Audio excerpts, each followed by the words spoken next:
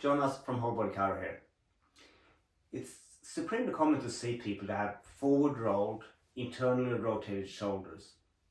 So if you have that, often the muscle of the externally rotated shoulder becomes fatigued and get that chronic inflammation and tenderness at the back here. You might also find that lifting your hands overhead feels heavy or like you're not very strong in that position. So I want to run through a 5-step program to rehab and rebuild the strength and function of those external rotators. So the main muscle that do that external rotation of the upper arm bone is the infraspinatus and teres minor. So they run on an angle up like that, so when I contract, they rotate the shoulder that way. And when you're reaching overhead, one of the reasons it could be hard to do that is, one, if the shoulder blade isn't pivoting out of the way, but also if these muscles aren't engaging properly, because they go on an angle up like that. When you lift your arm up, they help to pull the upper arm bone down, so you're clearing this bone of prominence. So if they don't do that properly, you're more likely to get that pinching, particularly if the shoulder blade isn't controlled and pivoted out the way it's supposed to. So to strengthen these muscles, our very first step is to make sure that you have some mobility in there, get some blood flow to help to dissipate inflammation and start that healing process. So if it's really inflamed the your shoulders, the first thing to do is just some internal external rotation like this. If you can do it freely enough here, you can go up a little bit further, say 45 degrees, and eventually work your way up to full 90 degree with that movement. If you can do that without too much pain, the next step is static strength. So if you're still a bit sore with moving and lifting, you can start to engage the external rotators in just a static position like this. So you can hold that for 20 to 40 seconds, or slightly more advanced version up here. So engaging the muscles without stressing the joint within the movement there. The next thing is eccentric loading. So we're going to elongate the muscle under load, so you can start to stretch and break up tight scar tissues in that muscle.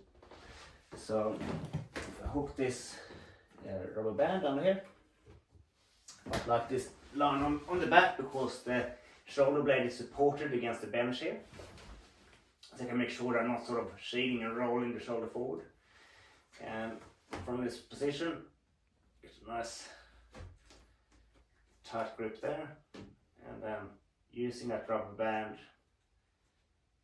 to slowly go down and start to stretch those external rotators. Even a bit tighter there. So from here, letting that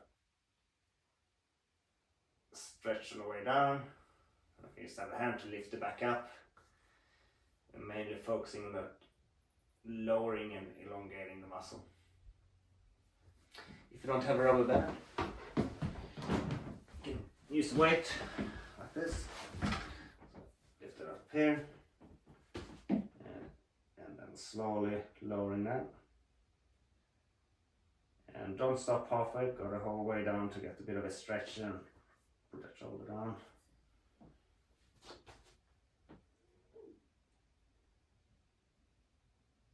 That's good there. If you can do that with full range, start to feel like some of that regional tenderness that might have been in the end range there starting to feel better, and you want to start to do some concentric lifting back up again, you can do that from this position as well. So lifting up and then slow down again into the stretch and lifting back up again. Same with the rubber band. Do that from there, 90 degrees, starting tight there, lowering down to stretch, and then lifting back up again. If you don't have attachment point low, you can quite easily do that concentric movement from looping it around your foot as well.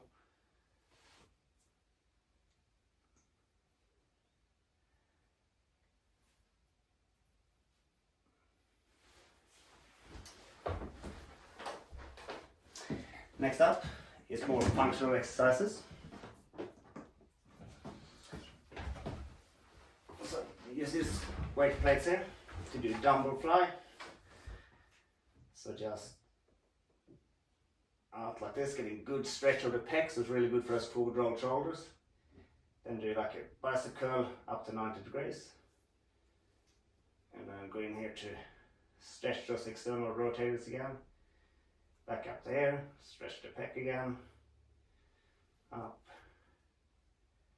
So the focus is as much on the stretching at the end range as it is of the lifting, using the weight to get the stronger, deeper stretch. Slightly more advanced version would be to do shoulder press like this as well. So lifting up, down to 90 degrees, then get that stretch again.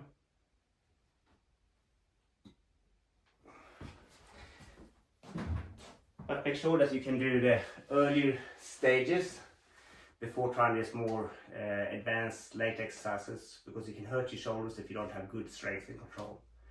So yeah, start from the beginning, work your way through and feel what level feels right for you, and then sit at that level for a few weeks, rebuilding the strength and function of those muscles, and then progress to the next step. So try that, and good luck.